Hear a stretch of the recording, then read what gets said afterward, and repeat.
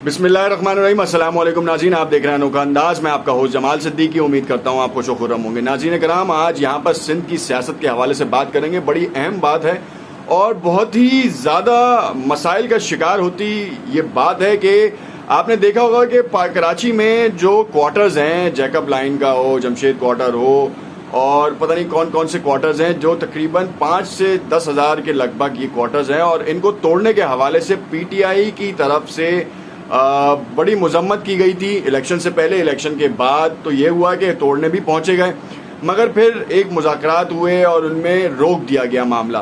फिर उसके बाद फवाद चौधरी की एक तकरीर आई और उस तकरीर में प्रेस कॉन्फ्रेंस थी जिसमें उन्होंने कहा कि हम मुतबादिल देंगे।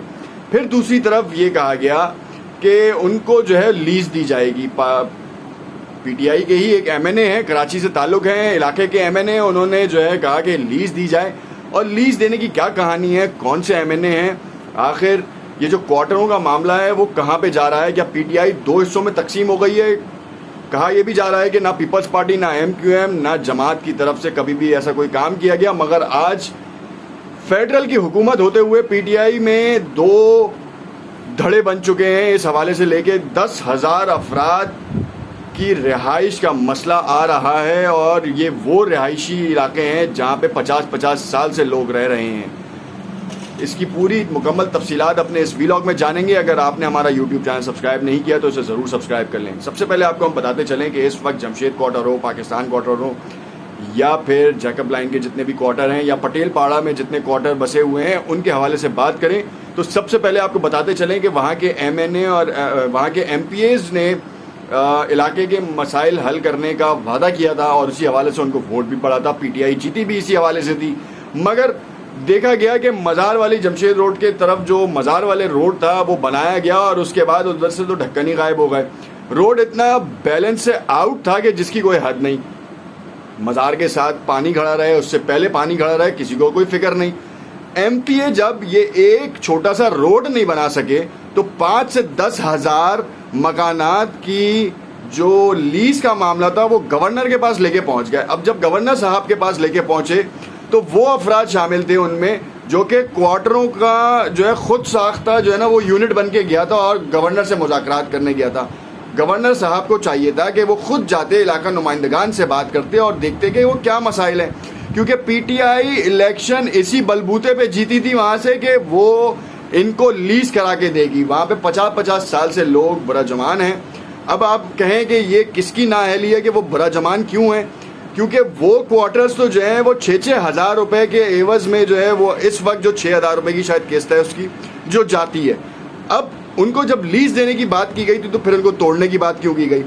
या तो यहाँ पे एक मौक़िफ़ इख्तियार करते और कहते कि आपको हम लीज देंगे। अब कहा जा रहा है कि वो सफ़ा हस्ती से वो सारे क्वार्टर्स को गिराएंगे, वहाँ पे फ्लैट जो बिल्डर माफिया है उनके थ्रू काम किया जाएगा और उन फ्लैटों में जो है ना वो बसाया जाएगा। बहुत से लोग राज़ी हैं, बहुत से लोग राज़ी नहीं हैं।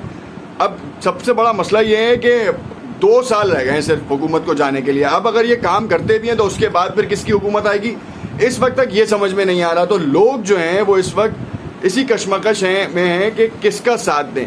वहाँ के इलाकाई एमपीएस तो जो हैं वो अपनी एमएनए की नहीं मानते, डायरेक्टली गवर्नर के पास चले गए ये मुद्दा लेके, और एमएनए को पता ही नहीं है। एमएनए ट्वीट कर रहा है, और एमएनए कौन है? आपका और हम सबका हरदिल अजीज़ डॉक्टर आमिर लियाकत हुसैन साहब मोहतरम। उन्होंने ट्वीट तो किया, ट्वीट करने के बाद उनका भी नहीं पता चला, मगर चलो उन्होंने कुछ तो किया। बाकी एमपीएज और उनके हवारी जो गए थे गवर्नर हाउस में, वो किसके बेस पे गए थे? क्योंकि लोग तो उनको कहते नहीं है। फिर जब उनसे इन्वेस्टिगेट किया, जो गवर्नर के पास लोग गए थे, उन्होंने कहा आमिर लियाकत की क्या हैसियत, गवर्नर उसको अपने पास घुसने नहीं देता। तो हाउ इज़ दिस पॉसिबल? ये भी बड़ा एलिगेशन है। इसका प्रूफ जो है वो वहाँ के लोग बताएंगे। क्यों उनको एमएनए को नहीं लेके गए? या तो एमएनए आपका करप्ट है या फिर एमपीएस करप्ट है और गवर्नर साहब लाइल्म है इन तमाम चीज़ों से।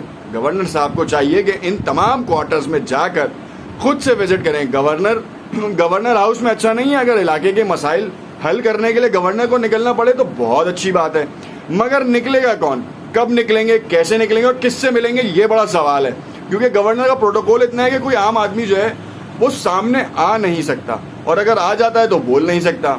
और बोलेगा तो फिर शायद डर लगता है कि यार उसको पीछे से कोई ना कोई पिन कर दे। खैर कोई बात नहीं, जिसका घर है वो हिम्मत करे और आगे आए और आके बताएं। मगर खान के विजन को जो है ना वो तोड़ना किसी भी तौर पे नहीं है। यहाँ पे बड़ी हैरत अंगेज बात यह है कि सिंध हुकूमत जो है वो खामोश है। सिंध हुकूमत इस मसले का हल निकालना चाह रही थी, मगर पीटीआई ने आके इस मसले के ऊपर जो है ना वो हाईजैक किया और अपना वोट बैंक इस वक्त खतरे में डाल दिया है।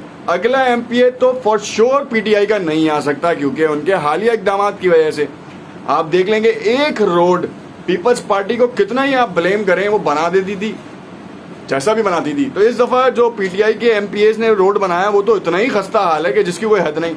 आप जाके तो देखें, आप उस रोड के ऊपर एक तरफ रोड बना है, एक वो भी 4 महीनों की मुसलसल अजियत का शिकार होने के बाद आवाम को सुख का सांस मिला, मगर उसके बाद बीच में से ढक्कन गायब। इतना आउट ऑफ बैलेंस रोड जिसका ऐसा लगता था किसी अनाड़ी ने बनाया। तो क्या अब एमपीएस का एहतसाब होगा कि किससे बनवाया था, कौन सा कॉन्ट्रैक्टर था, लाके पकड़ के उसको जो है ना वहाँ पे वो दिखाएं कि ये क्या रोड बनाया है, किसी बच्चे से बनवाया है, क्यों नहीं पकड़ा जाएगा? अभी तो एहतसाब बड़ा तेज है, तो एहतसाब इनका भी होना चाहिए। नैब उस कॉन्ट्रैक्टर के ऊपर जो है ना वो इन्वेस्टिगेट करे कि ये गटर के ढक्कन बैलेंस आउट है, मतलब उसके ऊपर घाट, और फिर दूसरी तरफ दूसरा ही बराबर वाला रोड में पानी खड़ा हुआ है, गटर का पानी है, लोग अजियत का शिकार हैं, लोग बीमारियों में मुब्तला हो रहे हैं, मगर फिक्र किसी को नहीं है।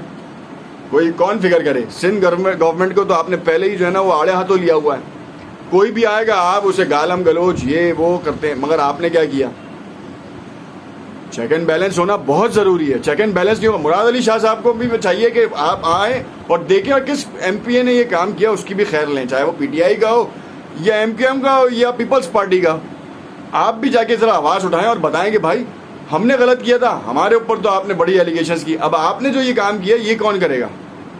कोई तो करना चाहिए ना, या हर वक्त आवाम ही पिसती रहेगी? सवाल है, इस सवाल का जवाब आप ज़रूर इस अपने कमेंट्स में दीजिएगा। क्यों? क्योंकि इस वक्त सवाल है कारकर्दगी का। अगला वोट कराची से नहीं मिल पाएगा अगर कारकर्दगी नहीं दिखाई गई। वैसे ही बड़े सख्त फैसले लिए खान ने, खान की लिए वोट पड़े थे। ये जो एमपी एमएनएस के चेहरे हैं ना, इनके ऊपर वोट नहीं पड़ा खान बल्ले पे, ये खान को देखते हुए लोगों ने वोट दिया, तब्दीली का वोट दिया। वो तब्दीली ऐसी तब्दीली ले भाई, ये तो समझ से ही बालातर थी। इस तब्दीली का कोई तो असर रसूख होगा ना, कोई तो वजह होगी, कोई जवाज़ होगा कि आपने रोड्स बनवा दिए थे, स्कूलों को मुतारिक किया, या स्कूलों में जो है वो तालीम, जो गवर्नमेंट स्कूल्स हैं उसकी तालीम जो है बड़ी फोकस की। मगर नहीं, आप कहेंगे सिंध गवर्नमेंट के हाथ में है, आप तो कुछ नहीं। तो एमपीए जाके कम से कम एक दफ़ा विजिट तो कर सकता है और बता तो सकता है। नहीं नहीं नहीं, ये तो गलत काम है। सिंध गवर्नमेंट के कामों में क्यों आड़े आ, तो हम क्यों वो काम करें? आप बेहतरी के लिए भी काम कर सकते हैं मिलके, क्या कर सकते हैं या नहीं? कमेंट में अपनी राय से ज़रूर आगाह कीजिएगा। शुक्रिया।